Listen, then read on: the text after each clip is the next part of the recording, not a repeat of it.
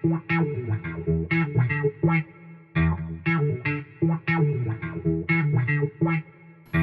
folks, and welcome to a video lecture on the nitrogen cycle.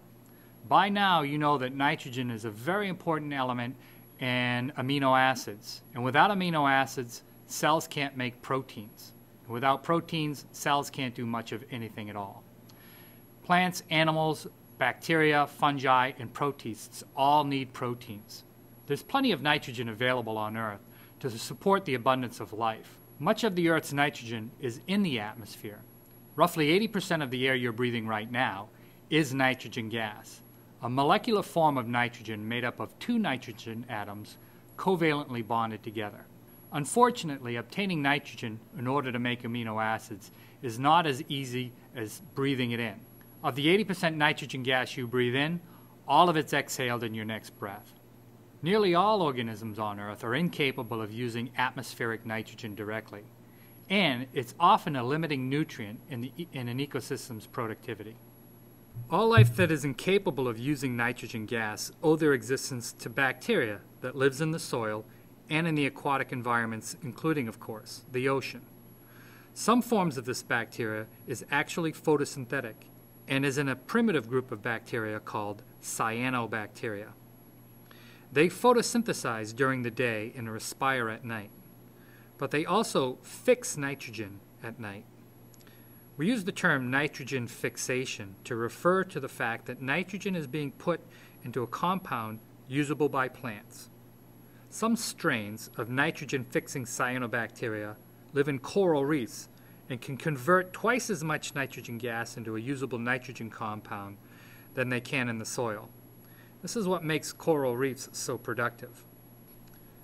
For terrestrial and aquatic life, several other forms of bacteria are capable of fixing much of the nitrogen into a usable form as well. The biological nitrogen fixation process is driven primarily by bacteria, which are either free-living or symbiotically associated with plants. The most familiar of these symbiotic associations is between rhizobium bacteria and plants in the legume family. Here you see how rhizobium bacteria live in the roots of some plant species and create these root nodules. Some examples of legume plants are beans, peas, mesquite trees, catclaw, clover, and alfalfa. Some free forms of this bacteria also just live in the soil as well.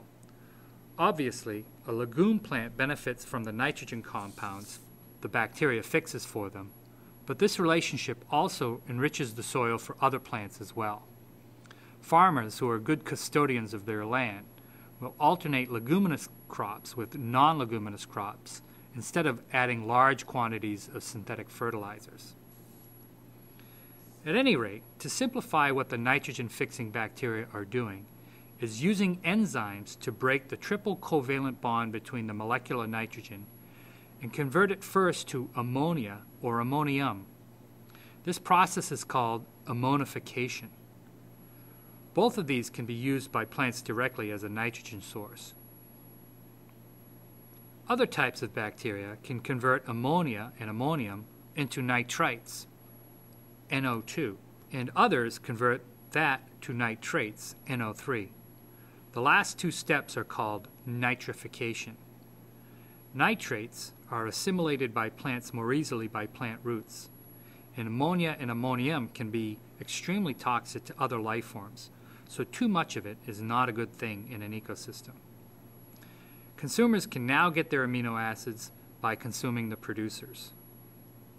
Nitrogen from consumers and producers can continue on the cycle as waste, or the dead organism itself, is reintroduced into the soil, where detritivores, worms and insects, chew it up for the ammonifying bacteria, as well as some fungi, so that they can convert the amino acids to ammonia.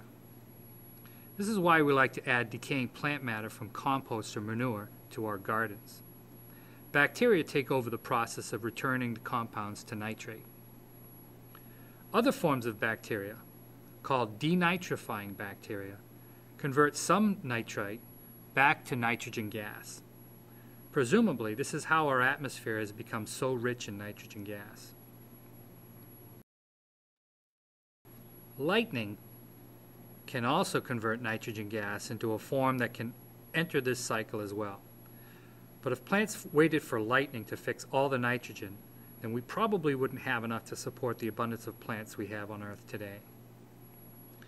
Nitrogen is arguably the most important nutrient in regulating primary productivity and species diversity in both aquatic and terrestrial ecosystems. Microbially driven processes, that's bacteria, such as nitrogen fixation, bacteria-driven processes, nitrification, and denitrification, constitute the bulk of nitrogen transformations and play a critical role in the fate of nitrogen in the Earth's ecosystem. However, as human populations continue to increase, the consequences of human activities continue to threaten our resources and have already significantly altered the global nitrogen cycle. In terrestrial ecosystems, the addition of nitrogen can lead to nutrient imbalance in trees, changes in forest health, and declines in biodiversity. With increased nitrogen availability, there's often a change in carbon storage, thus impacting more processes than just the nitrogen cycle. In agricultural systems, fertilizers are used extensively to increase plant production, but unused nitrogen, usually in the form of nitrate, can leach out of the soil, enter streams and rivers, causing eutrophication of a lake or pond. That's when the body of water receives too much nutrients and excessive plant and algae growth, and instead of increasing dissolved oxygen levels, decaying plant matter uses up all the oxygen, destroying the aquatic life there. In near-shore marine ecosystems, increases in nitrogen can also lead to anoxia, that is, no oxygen, or hypoxia, low oxygen. Altered biodiversity, changes in the food web structure, and general habitat degradation. One common consequence of increased nitrogen is an increase in harmful algal blooms near ocean shores, known as red tide. Toxic blooms of certain types of algae known as dinoflagellates have been associated with high fish and shellfish mortality in some areas, even without such economically and environmentally catastrophic effects. The addition of nitrogen can lead to changes in biodiversity and species composition that may lead to changes in overall ecosystem function.